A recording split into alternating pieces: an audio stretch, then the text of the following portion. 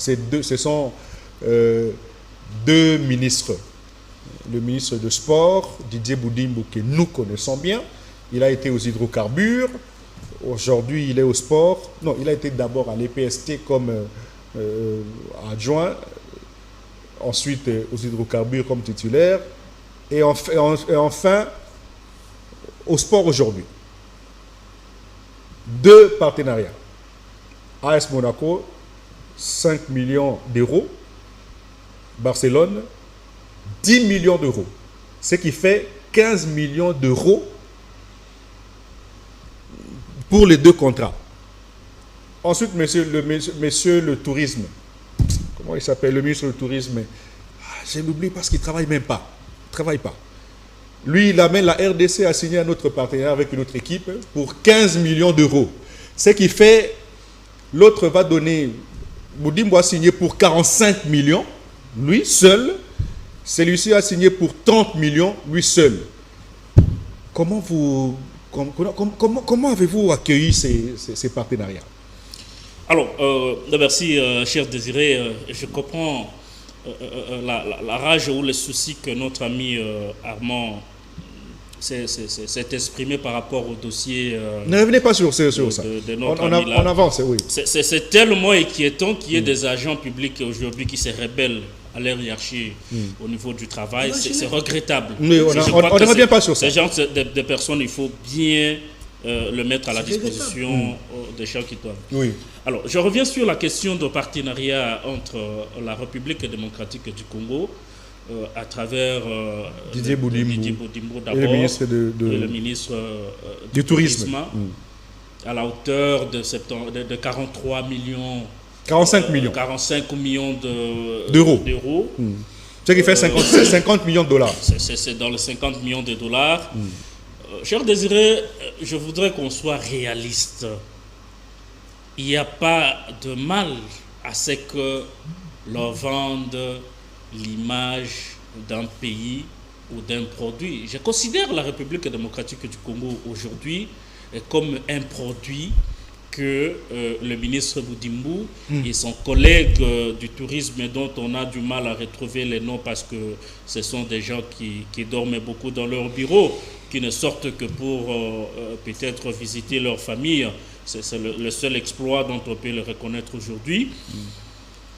Je considère la RDC, je disais, comme un produit qu'on veut vendre l'image en dehors de nos frontières. Oui.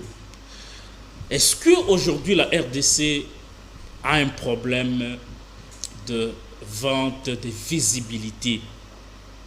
Est-ce que la priorité aujourd'hui pour la République démocratique du Congo, vous avez dit que nous sommes un pays en guerre. Oui. Agressé.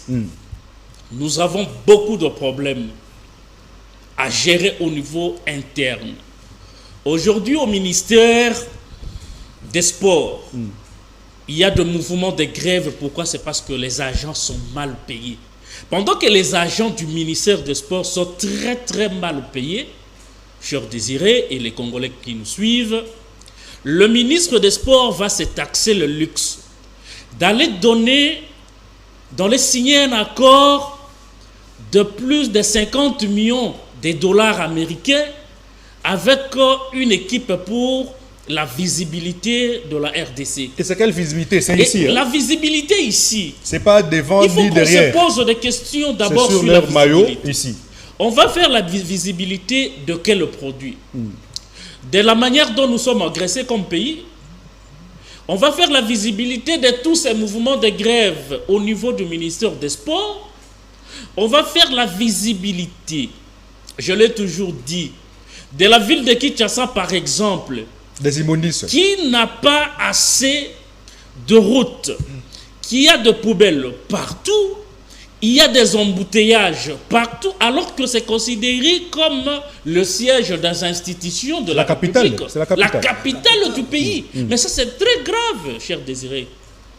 Moi, je pense, d'ailleurs, avant d'y arriver, poser la question, ici, il s'agit d'un contrat de plus de 10 millions de dollars, alors que dans la législation congolaise, il est, d'après nos lois, selon les règles de passation des marchés. Oui.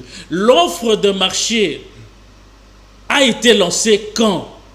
L'offre, ça a été lancé quand? Est-ce que ça aussi, ça doit se suivre? Non, ça doit suivre. Moutamba aujourd'hui est accusé pourquoi? Il est jugé pourquoi? C'est parce que l'offre n'a pas été respectée.